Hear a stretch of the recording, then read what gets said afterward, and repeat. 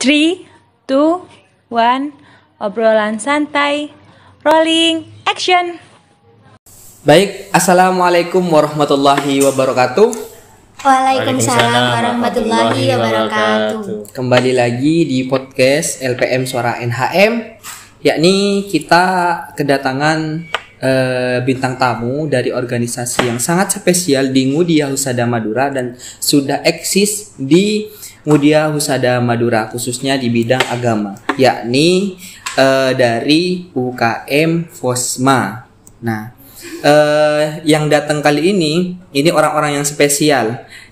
Saya kenalkan dulu, mungkin bisa perkenalan sendiri dari Pak Ketunya, silahkan. Perkenalkan, nama saya Dimas Bayu Kesna, prodi S1 Perawatan semester 7 untuk semesternya. Siap. Yang satunya, Perkenalkan, nama saya Fadia Rizkia, prodi S1 Keperawatan semester 3. semester 3, berarti semester 7 dan semester 3, semester ganjil. Dan juga kali ini dipresenteri oleh saya sendiri, yaitu Zulfikri Awaludin, jurusan D3 Fisioterapi semester 5. Nah, kali ini kita akan membahas tentang apa itu Fosma dan juga bagaimana sepak terjang Fosma di Mudia Husada Madura ini. Nah, kita langsung saja. Untuk yang pertama, kita akan membahas mungkin lebih untuk ke selanjutnya, ke pengurusan selanjutnya. Kan ini akan ada rekrutmen.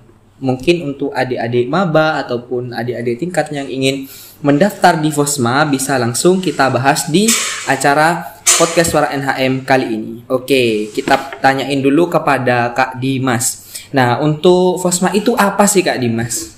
Fosma itu adalah suatu organisasi mahasiswa, forum silaturahmi mahasiswa Mudia Husada Madura yang tujuannya untuk mempererat tali silaturahmi antar mahasiswa Mudia.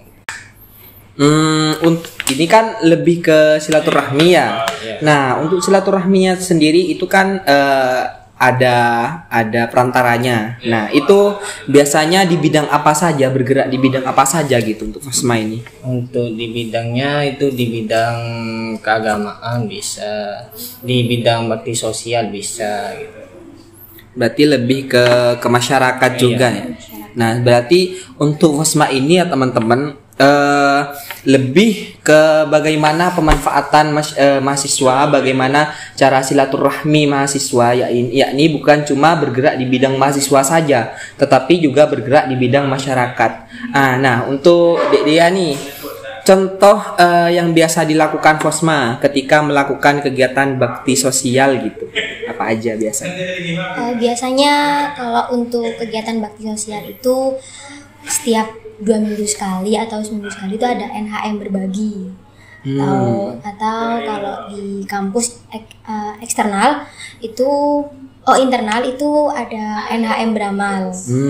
Gitu. Kalau untuk NHM berbagi itu biasanya kita mengambil di misalnya di jalan raya atau di panti asuhan seperti itu kegiatannya, atau nanti ada seperti kunjungan ke panti asuhan bisa. Menarik nih. Untuk berarti ada NHM beramal juga ya? Ada NHM beramal. Itu bentuknya apakah dari Fosma sendiri itu mengeluarkan dana sendiri untuk masyarakat, atau mungkin menarik sumbangan gitu di internal? Itu ngambil sumbangan? Ngambil sumbangan dari mahasiswa itu setiap hari Jumat itu kan saling mengingatkan gitu. Karena sedekah Jumat itu di hari yang barokah, yang membawa manfaat gitu, membawa rezeki yang banyak. Iya. Saya juga pernah dengar itu cerita, nanya nih, sekaligus nanya, katanya dulu Rasulullah itu ketika hari Jumat, ketika pagi beliau sangat kaya, tapi ketika menjelang petang beliau seperti sangat miskin, betul karena sedekahnya gitu ya. Berarti karena sedekah di hari Jumat itu banyak manfaatnya. Nah, untuk mengambil sedekahnya itu apakah ke mahasiswanya langsung ke per kelas atau mungkin hanya internal di organisasi saja? Per kelas. Jadi nanti misalnya ada anggota Fosma yang datang ke setiap kelas itu untuk menawarkan apa ada yang mau menyedekahkan sedikit rezekinya seperti itu. Nah, bukan hanya mahasiswa tapi dosen-dosen juga diminta untuk menyumbangkan itu. tapi untuk proker tersebut itu lancar berjalan. Alhamdulillah lancar. Alhamdulillah. Nah, alhamdulillah lancar. Cuman gini, saya selama di Mudia Husada Madura belum pernah melihat anggota Fosma itu ke kelas saya. Nah, itu, untuk yang kelasnya adik ini kurang tahu ya. Kelasnya itu di mana? Di 204 sekarang. 204. 203, 204 kayaknya. Yang masuk ke, kan saya sudah membuat grup perwakilan kelas, di situ ada ketua kelas mengkonfirmasi kalau di Jumat itu ada NAM beramal, nanti di situ di jadwal ada pilihan jam berapa, nanti kami masuk. Berarti dari kelasnya sampai nggak ada yang masuk. Siap. Mungkin untuk kedepannya, untuk ini kita mengadakan podcast, jadi kita bisa menyalurkan mungkin sedikit sedekah dari kelas kita, Kak, gitu. Nah, mungkin untuk kedepannya biar dikoordinir satu orang saja gitu, Kak, biar cepat ngasihnya ke sampean gitu, Kak. Kalau ya mungkin ini masukan ya, boleh dicoba untuk angkatan selanjutnya. Setiap ketua kelas itu minta ke anggotanya, terus dikasih ke salah satu anggota Fosma. Nah, ya sebenarnya ini langkah bagus ya, supaya untuk apa? Supaya satu tidak terlalu merepotkan anggota Fosma. Kan juga anggota Fosma punya kegiatan sendiri, contohnya seperti kuliah, mata kuliah sendiri yang memang harus didatangkan gitu. Nah, kalau untuk ke kelas-kelas mungkin menurut saya kurang begitu efektif ya. Cuman mungkin dengan adanya masukan tadi yang katanya Kak Dimas, mungkin dikoordinir satu orang di kelasnya, nanti bisa disetorkan ke anggota Fosma. Mungkin itu lebih efektif kalau menurut saya. Tapi kembalikan kepada anggota Fosmanya sendiri. Tapi kalau ini seumpamanya kita anggota Fosma, waktu itu tanggal itu agak ada uang kan. Benar. Nah, itu kan sedekah gak selalu dengan uang gitu. Ya, tentang tenaganya, keikhlasannya itu sudah termasuk sedekah. Nah, siap. Nah, gini juga Kak, sebenarnya ini langkah yang sangat luar biasa, dan mungkin belum tentu di kampus-kampus luar itu mengadakan acara seperti ini, yang mau menarik sumbangan di kampus internalnya dan mau berbagi kepada masyarakat yang ada di luar sana gitu. Dan itu sangat luar biasa gitu. Nah, untuk sasaran nih kan tadi ada mengatakan bahwasannya itu ada panti asuhan. Nah, untuk sementara ini kerjasama dengan panti asuhan mana sih? Kalau yang untuk panti asuhan itu untuk bulan puasa. Itu di tempatnya di Socah. Apakah itu teman-teman Fosma ini mendata untuk orang-orangnya itu berapa saja di sana gitu? Kami sudah survei ke sana, nanti didata, terus berapa butuhnya gitu. Sudah didata. Tapi untuk pemberian amal, pemberian sedekah gitu dari NHM sendiri itu dalam bentuk apa contohnya, Kak? Kalau yang kemarin itu yang di panti asuhan ya, itu uang berupa uang. Terus di situ ada buka bersama anak yatim. Buka bersama anak. Di situ juga bersama dengan ketua Sitikes dan Pak 3 bagian kemahasiswaan. Oke.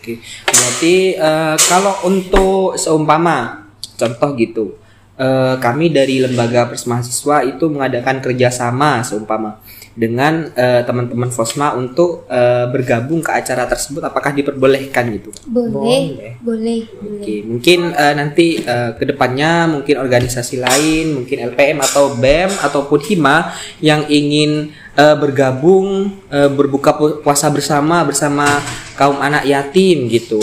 Itu sangat luar biasa gitu. Tapi ya nyumbang juga, jangan nggak nyumbang, kan malu-maluin makan gratis gitu.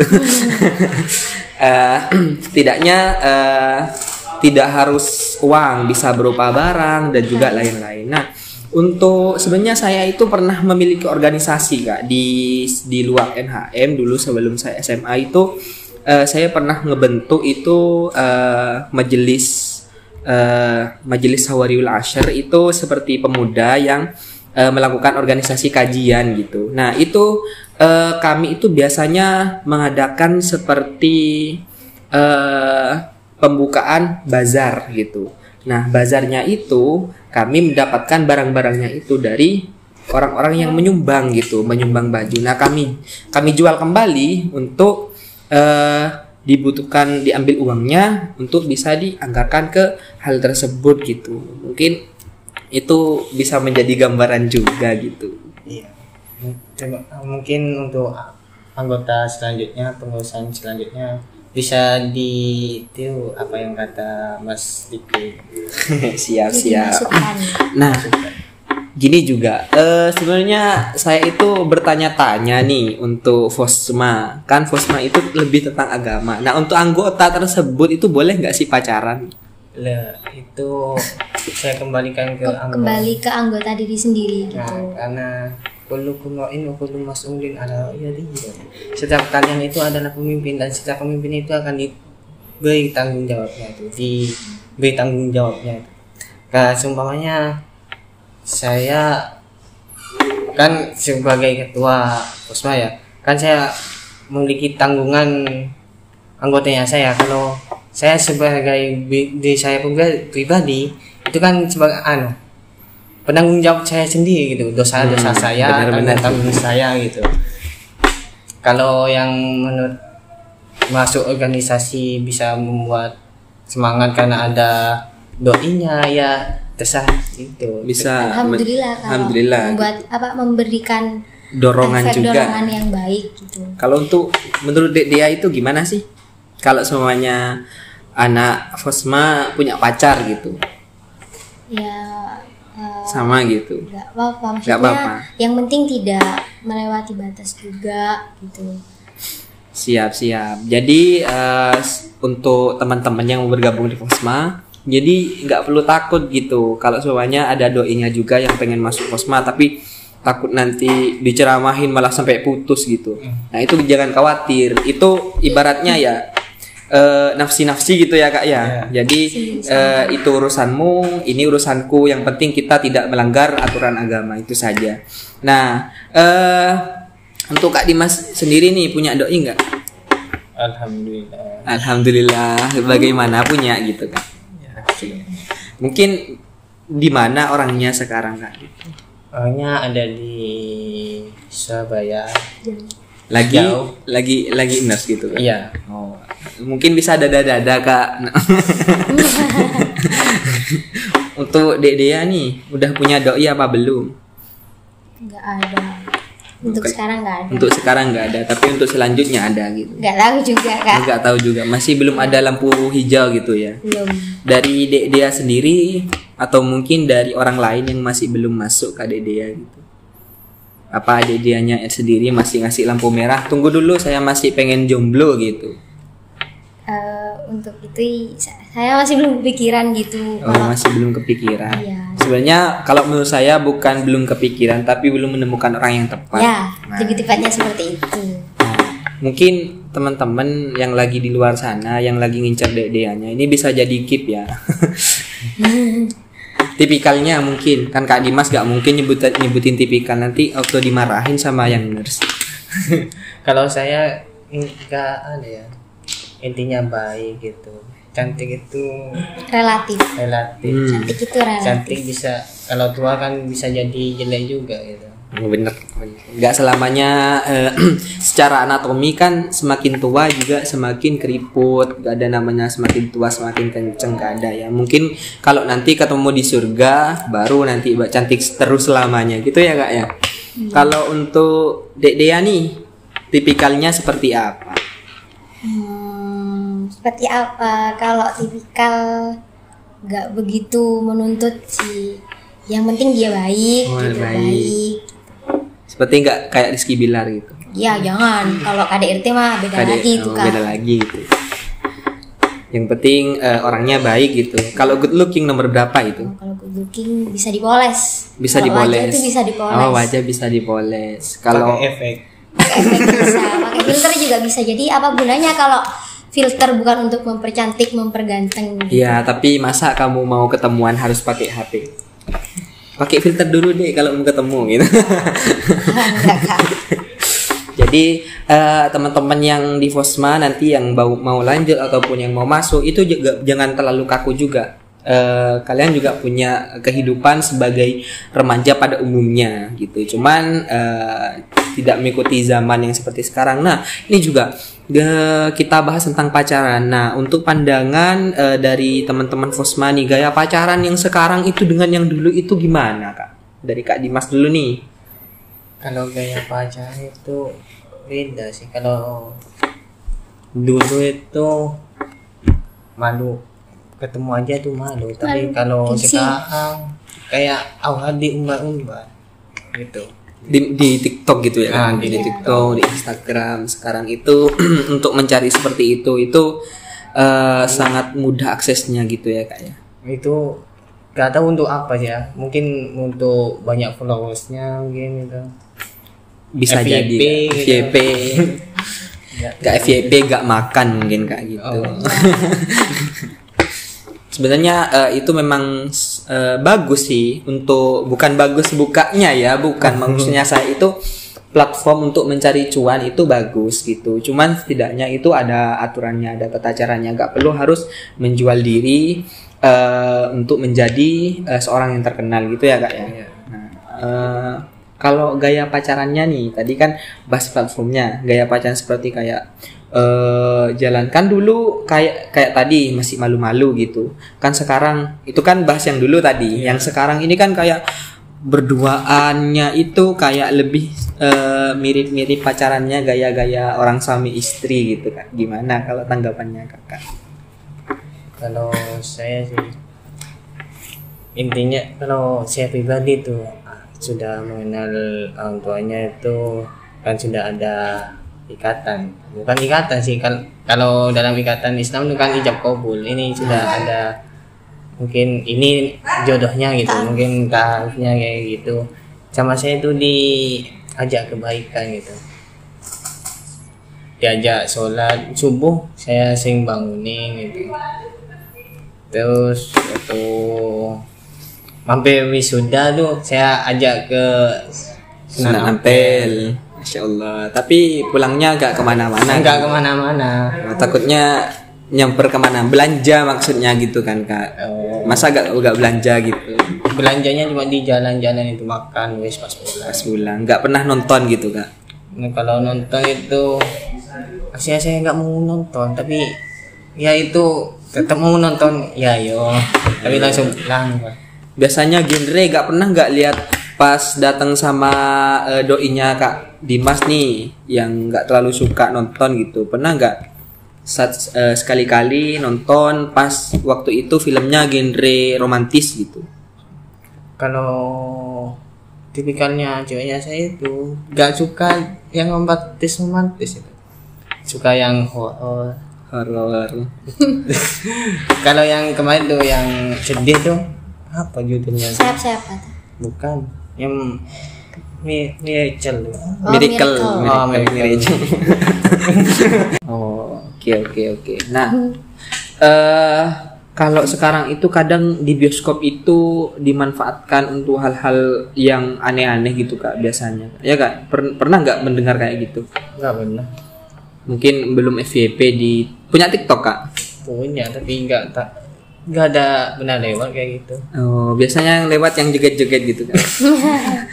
Kalau TikToknya saya mungkin tentang Ustaz Abdul Somad itu. Ustaz Abdul Somad, bukan yang joget-joget gitu.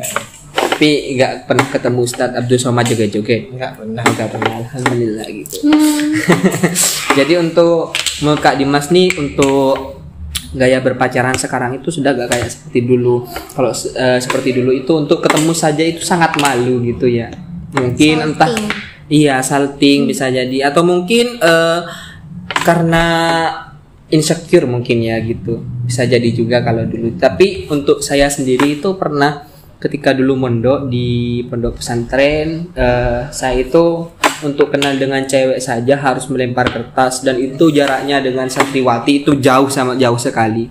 Dan saya harus ada di perpustakaan karena perpustakaan itu paling dekat dengan dapur santriwati. Nah, itu saya harus lempar baru nanti ada nomor yang ngechat ke saya gitu. Nah, itu kalau dulu. Kalau sekarang gaya berpacaran di Indonesia ini sudah hampir ke barat-baratan gitu. Nah, untuk adik Dea nih, menurut Dek Dea gaya berpacaran sekarang itu seperti apa? Pernah pacaran nggak? Pernah. Udah berapa kali? 1 kali. Oh, 1 kali. Cuman kapan itu yang putus terakhir? Oh, udah lama. Udah 1 tahun gitu. Enggak. Oh, udah beberapa bulan yang lalu gitu 6 ya. bulan. Oke, berarti masih nggak terlalu lama gitu ya. Mungkin pas mondok yang pacaran. Di sini, masih di sini. Oh, di sini. Sama anak sini. Sama anak sini berarti. Ya, sama anak sini. Oh iya, saya tahu. Kenapa saya baru ingat? Ini waktu PD waktu outbound. Nah, nah BPL. berarti sudah tahu rasanya berpacaran ala mahasiswa gitu. Nah, kalau gaya berpacarannya Dek Dea nih dengan gaya berpacaran anak zaman sekarang itu seperti apa? Mungkin bisa dijelasin. Gak jauh beda sih. Gak jauh beda. Kalau soalnya kan masih dalam zaman yang sama gitu. Masanya juga sama. Jadi kalau untuk gaya berpacaran sih menurut saya kalau yang sekarang lebih ke publik memberitahu, mengupload gitu. Publish lebih gitu. Nah, tapi itu kan lebih gaya ke publishnya. Kan kadang kayak gaya berpacaran sekarang itu kan dulu ya, kalau saya pribadi untuk bertemu ya mungkin bisa bertemu dan pasti ada temen, saya itu bawa temen, yang cewek bawa temen, dan untuk bertemu itu ngobrol kayak gini, kayak orang musuhan, kayak bukan orang pacaran gitu kan. Kalau sekarang itu kayak pegangan tangan kemana-mana gitu, nempel-nempel. Nah kayak gitu itu gimana menurut Dede ya, bagus gak gitu? Iya, enggak, tapi pernah gitu juga. Enggak, gimana? Enggak pernah berkali-kali, tapi sekali pernah gitu. Pernah, oke. Tapi masih dalam untuk berdua, maksudnya harus ada pendamping gitu. Teman gitu kan, kalau berdua kan juga nggak boleh. Yang ketiganya setan. Nah sebenarnya untuk kalau berdua sendiri itu masih ada setan juga, ada apa itu malaikat. Sebenarnya gak berdua amat sih gitu. Nah berarti untuk gaya berpacarannya Dek Dea menurut saya juga masih kayak taraf standar lah gitu, gak terlalu expert kayak yang di kota-kota gitu. Nah untuk kita bahas tentang pacaran nih, kalau kita lihat itu kemarin ada data tentang pergaulan bebas nih yang terjadi di daerah kota Bandung kayaknya kalau tidak salah, itu yang katanya dites 5 tahun terakhir gitu penderita kanker penderita HIV itu tinggi. Berarti kan tingginya hubungan bergantian yang suka gonta-ganti kan, itu juga disebabkan karena mungkin hubungan, dan itu rata-rata mahasiswa. Menurut Kak Dimas nih duluan gimana seperti itu? Mungkin itu kan kalau yang di Bandung kan ada yang maksudnya diam di kota orang gitu, jauh dari pengawasan orang tua. Mungkin gaya hidupnya yang terlalu tinggi sehingga kekurangan uang sehingga menjual kayak gitu, menjual diri, BO gitulah Kak ya. Nah memang sih kalau di kota metropolitan itu terkadang gaya hidup itu lebih utama daripada harga diri.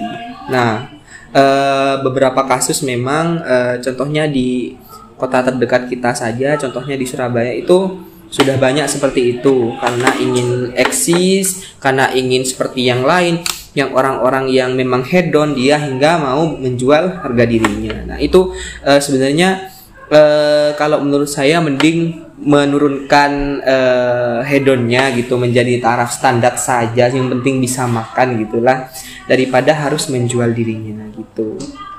Nah,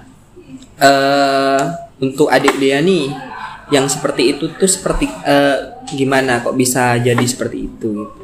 Dengan pandangan adik dia di Fosma ini gitu. Kalau menurut saya ya ikut dari pendapatnya Kak Dimas, itu pengawasannya yang kurang. Terus mungkin ya karena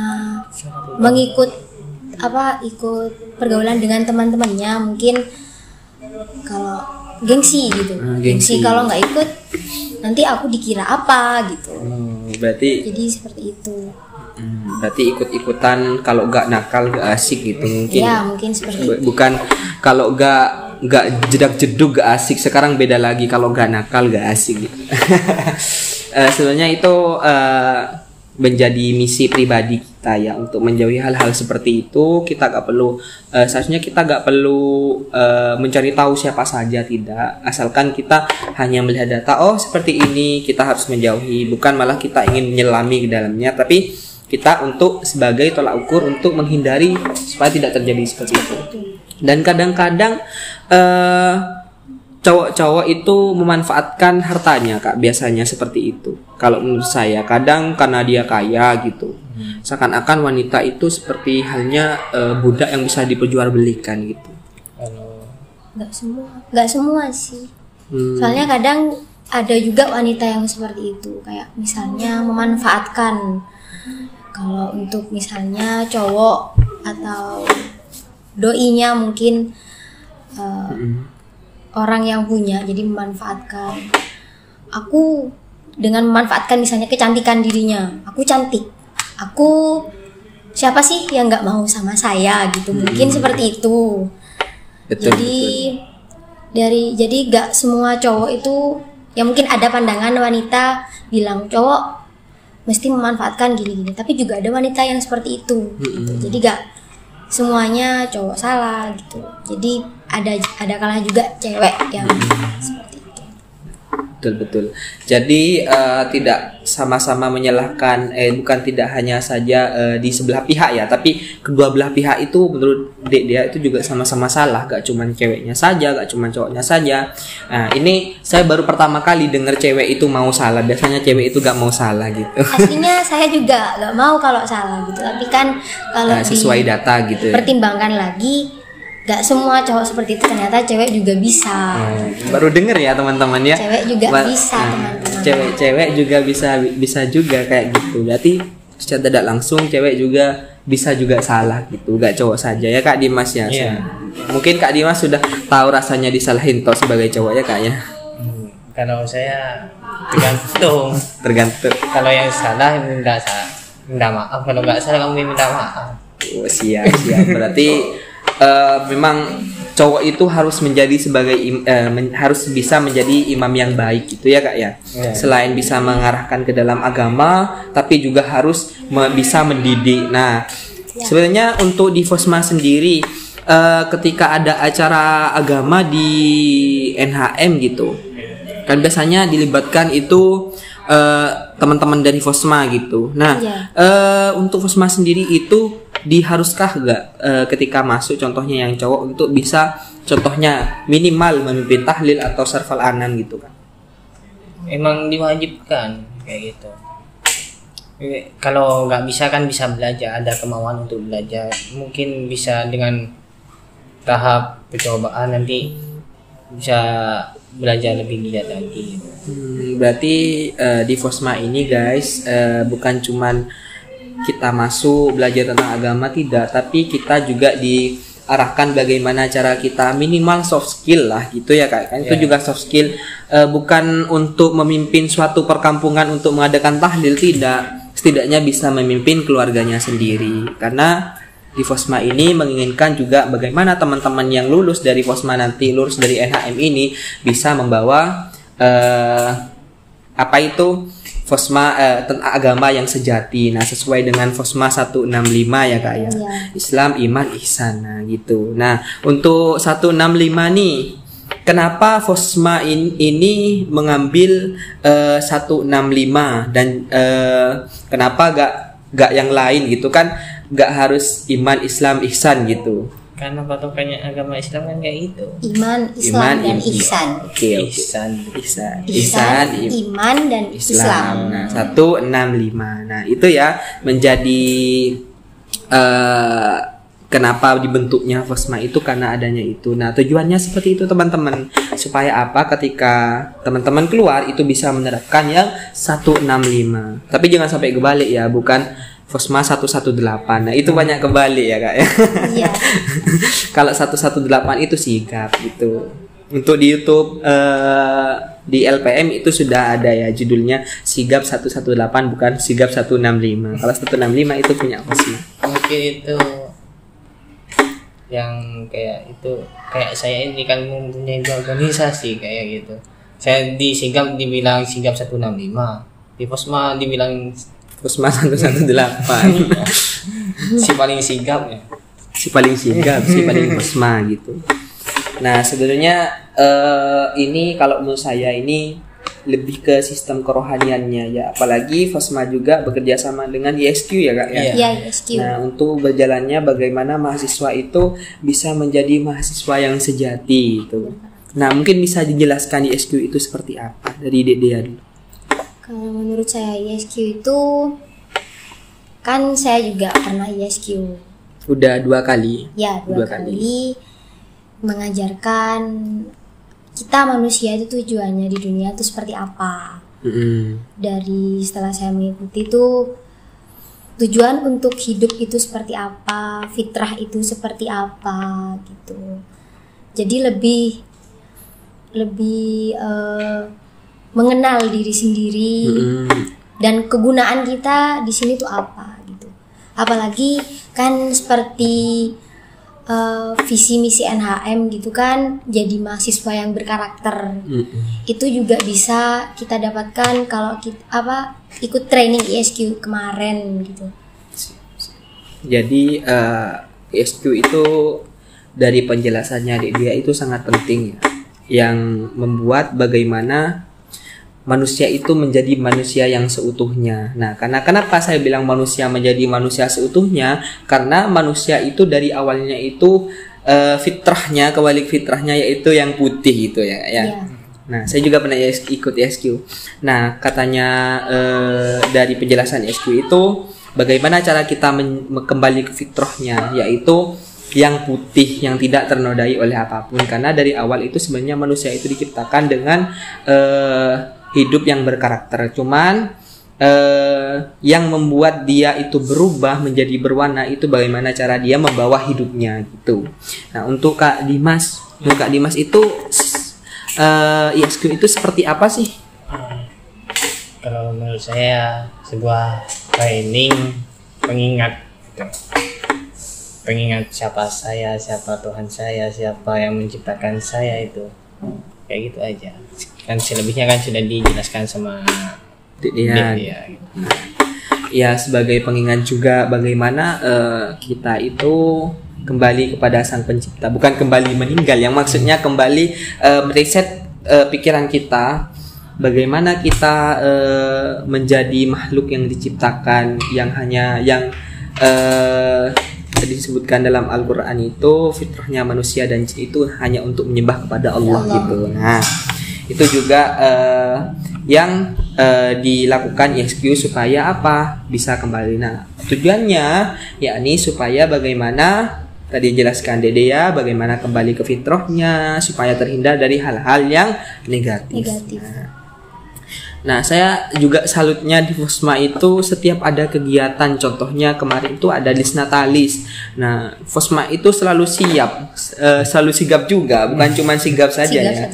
Tapi Fosma juga sigap dalam ketika kemarin itu ada dadakan acara ya, Disnatalis. Ayo Fosma hataman, langsung siap ready gitu, gak perlu persiapan.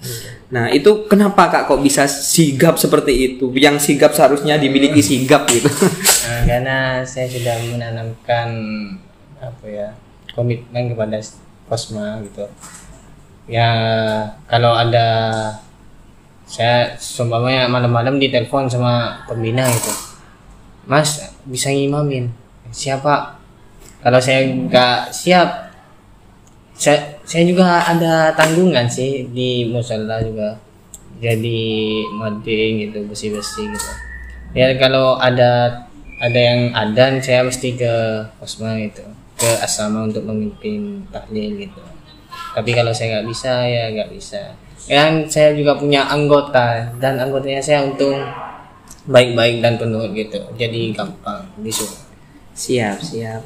Sebenarnya kalau untuk sebagai ketua gitu, sebagai ketua itu benar-benar menerapkan bagaimana selain sebenarnya untuk mahasiswa yang masuk Posma itu tadi bukan cuma tentang beragama saja, bukan cuma tentang bakti sosial saja, tapi bagaimana cara berorganisasi secara benar gitu. Karena organisasi yang benar itu ketika ada kegiatan itu mereka datang, mereka mau, mereka loyal gitu. Itu salah satu ciri khas mahasiswa yang berorganisasi gitu. Mahasiswa pura-pura kuliah rapat gitu.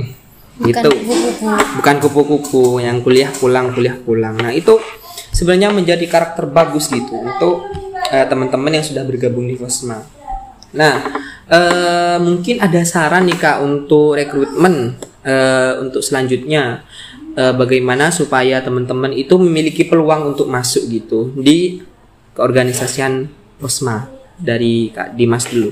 Kalau saya sih intinya dari pertama itu memiliki komitmen, bertanggung jawab, dan siap sedia. Kalau sudah komitmen kan pun ada di mana itu setidaknya izin gitu ke ketuanya, kalau nggak bisa mesti diizinin gitu. Oke. Kalau untuk Dek Dia sendiri nih, mungkin tips-tips buat adik-adiknya yang mau bergabung di Posma. Kalau tipsnya itu ya kuncinya satu, mampu berkomitmen untuk organisasi. Soalnya pas wawancara kemarin saya juga ditanyain mampu berkomitmen apa enggak, apalagi kan ada masanya juga kita kuliah tapi kita juga ada kegiatan di organisasi gitu. Bareng gitu. Ya, kebarengan apa kita harus meninggalkan kuliah, apa mau meninggalkan organisasi gitu. Jadi kita harus memilih dan memilah mana sih yang penting gitu. Yang harus diutamakan. Oke. Nah, itu salah satu tips ya dari Kak Dimas dan juga Dek Dea bagaimana cara masuk organisasi. Yang tadi lebih bagaimana berkomitmen, bagaimana mau diajak berorganisasi, dan juga bagaimana cara, kalau dari saya sih cara gampangnya itu satu, cara masuk organisasi dimanapun, yaitu bukan cuma kemauan tapi cinta organisasi. Karena ibaratnya orang yang jatuh cinta pasti dia akan merelakan segalanya gitu. Karena kalau sudah mau merelakan segalanya, maka dia akan sangat loyal sekali kepada organisasinya. Nah, itu yang menjadi kunci. Nah, dari tadi juga pembahasan dari Dek Dea, yaitu kadang kita akan dituntut bagaimana pemilihan antara organisasi dan juga kuliah. Nah, untuk Kak Dimas nih, kalau seumpamanya waktu itu ada kuliah materi dan itu sangat penting, dan organisasi pun Kak Dimas itu sangat dibutuhkan gitu. Gimana? Mungkin tipsnya. Kan saya sebagai yang terpilih ya, seharusnya kan ketua itu kan ada setiap kegiatan. Dan sedangkan di kuliah itu kan bisa izin baik-baik, mungkin dosen juga pengertian kok. Nggak boleh. Nanti minta tugas tambahan jika itu ada penilaian gitu. Oke, berarti lebih bagaimana kita bisa mengaturnya ya Kak ya. Bagaimana cara kita melihat peluang mana yang harus kita yang kita harus lebih prioritaskan, apakah dari organisasi ataukah dari kuliah sendiri. Cuman kalau saya pribadi mungkin sama halnya seperti Kak Dimasnya, saya akan memilih bagaimana melihat peluang terlebih dahulu. Kalau semuanya kuliahnya itu bisa kita pelajari di kosan atau di rumah, itu saya mau gitu untuk mengorbankan kelas. Cuman apabila saya melihat bobot kelas itu lebih utama, maka saya akan meninggalkan organisasi. Karena tujuan kita di sini kan sebagai mahasiswa yaitu untuk berkuliah. Nah, tadi kan sudah bahas tentang bagaimana mengatur mana yang lebih dulu. Nah, untuk Dek Dea nih, untuk pertanyaannya yaitu bagaimana cara memanajemen waktu antara organisasi dengan kuliah gitu, seperti tugas-tugasnya dan lain-lain gitu.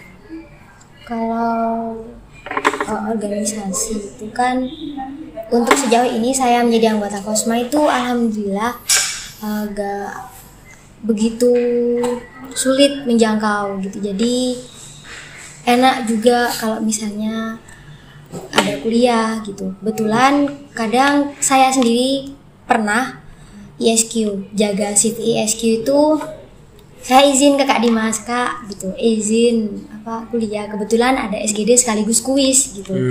Jadi saya izin baik-baik ke Kak Dimas, ke kakak senior juga kalau ada kuliah gitu. Minta maaf, kebetulan di atas juga masih ada anggota Kosma yang lain, jadi saya minta izin dulu untuk ikut kuliah, nanti setelah kuliah kembali lagi. Siap. Berarti untuk tugas-tugas juga melakukan seperti itu ya. Contohnya ada tugas yang deadline-nya besok gitu. Ya. Mungkin izin sambil ngerjakan gitu ya. Jadi untuk teman-teman yang mau bergabung di Fosma itu bisa nanti jangan takut dulu untuk bergabung, jangan takut untuk tidak diterima. Untuk peluang diterima itu sangat besar asalkan kalian punya rasa komitmen dan mau gitu. Untuk tugas dan lain-lain itu bisa sambil dikerjakan bersama ya gitu. Mungkin juga bisa saling bantu gitu. Toh namanya juga organisasi kan itu seperti keluarga gitu. Nah, untuk pendaftaran sudah dibuka di KPU ya Kak ya? Ya. Berarti ada nggak tes khusus gitu? Tidak ada. Sama seperti biasanya, cuma mungkin tes asma husna itu, tes ngaji gitu. Baik. Nah, saya soalnya mendengar stigma bahwasannya di luaran itu yang mau masuk Fosma itu harus hafal juz ammah gitu Kak. Enggak ada. Hoax. Berarti hoax ya. Iya. Jadi orang yang nyebarin itu nggak boleh, hoax itu. Nah, itu cuman hanya menjadi tambahan, nilai tambahan ya Kak ya? Iya, menjadi nilai tambahan karena itu menjadi nilai plus lah buat itu. Apalagi yang hafal itu menjadi kan bisa ngimami gitu. Kalau seumpamanya dosen berhalangan kan bisa jadi imam. Oke, jadi itu menjadi nilai tambahan bukan sebagai patokan untuk bisa bergabung di tim Fosma. Tuh guys ya, jadi teman-teman ya yang mungkin yang baru hijrah gitu ya Kak ya, yang pengen mendalami agama, jangan takut untuk belajar dari nol gitu ya Kak ya, karena tidak ada namanya hijrah itu terlambat gitu ya Kak. Jadi untuk teman-teman yang memang mau bergabung dengan Fosma itu menjadi kesempatan emas gitu, jangan sia-siakan kapan lagi gitu, daripada bergabung dengan orang-orang yang memang kapasitasnya itu dalam sistem keagamannya itu kurang gitu. Karena saya pernah mendengar kalam ulama juga bahasanya jika kamu ingin menjadi lebih baik, bukan cuman karaktermu saja yang diubah, tapi lingkungan sekitarmu juga harus diubah seperti itu. Nah, mungkin ada yang mau disampaikan nih dari Kak Dimas atau Dea? Kalau untuk pesan-pesan ya apalagi untuk kalau yang mau ikut organisasi, jangan gampang putus asa juga. Misalnya kalau dari diri sendiri bilang aku nggak punya kelebihan ini gitu, jadi di organisasi kita juga bisa belajar mencari, karena kan setiap orang ada kelebihan juga ada kekurangannya gitu. Jadi apalagi organisasi di NHM ini sangat bagus dan luar biasa juga. Oke, dari Kak Dimas nih. Saya sih take the moment, take the action. Ambil, kalau ada peluang tuh ambil, lakukan, karena bisa jadi itu akan mengubah nasib kamu gitu. Oke, jadi jangan takut untuk mengambil langkah besar ya. Iya. Jadi harus mau untuk melangkah maju, dan contohnya dua narasumber kita ini sangat luar biasa teman-teman ya. Dulu ketika 1 tahun yang lalu itu adik dia ini pernah datang di podcast kita juga, hanya sebatas seorang mahasiswa baru yang masih polosan, tidak ikut organisasi apa saja. dan setelah sekarang itu dia sudah bergabung di organisasi Fosma. Nah, juga itu dengan melewati beberapa tes dan juga bersaing dengan beberapa orang, dan itu menjadi bukti gitu, sehingga untuk sepak terjang Dek Dea itu juga mulai dikenal oleh beberapa dosen dan juga mahasiswa. Jadi jangan takut mengambil langkah besar, apalagi Kak Dimas yang seorang mahasiswa yang juga sangat luar biasa gitu, yang sudah bergabung dengan organisasi apa saja nih Kak? Organisasinya bisa disepil Kak? Kalau saya sih, kalau yang di kampus ya cuma 2. Apa saja? Dia Sigap sama Fosma. Oh, berarti yang organisasi sama saya gak dianggap gitu ya? Oh, yang DWM yang baru. Terus ada kelompok TSC itu. Oh, TSC. Untuk Dek Dea ikut juga TSC kan ya? Belum bergabung gitu ya? Masih belum bergabung. Cuman Fosma saja sekarang. Ya. Untuk sekarang. Nah, untuk kedepannya mau daftar apa aja nih? Kalau untuk tahun ini pengennya masuk Sigap, terus itu mencoba. Nah, Hima sama Sigap nih, untuk teman-teman Sigap tolonglah dibantu Dek Deanya gitu ya, supaya bisa bergabung juga. Orangnya komitmen juga, buktinya bisa ditanyakan di Kakak Dimas yang selaku ketua yang melihat anggotanya seperti apa gitu. Nah, mungkin cukup sekian ya podcast Suara NHM bersama narasumber dari Fosma Kak Dimas dan Dek Dea. Dari kesimpulan tadi, kita tidak boleh takut untuk melangkah besar. Jangan terlalu kaku untuk menjadi mahasiswa. Mau berkarakter itu sangat utama. Dan juga bagi teman-teman yang mau masuk Fosma itu jangan takut. Jangan membatasi dirinya, karena mungkin menjadi Fosma itu menjadi seorang yang radikal, tidak, tetapi masih bisa menjadi seorang mahasiswa yang seutuhnya. Nah, itu kesimpulan yang bisa kita ambil pada podcast hari ini. Mungkin bisa ketemu di podcast selanjutnya. Kurangnya dari saya, lebihnya dari Allah Subhanahu wa taala. Assalamualaikum warahmatullahi wabarakatuh.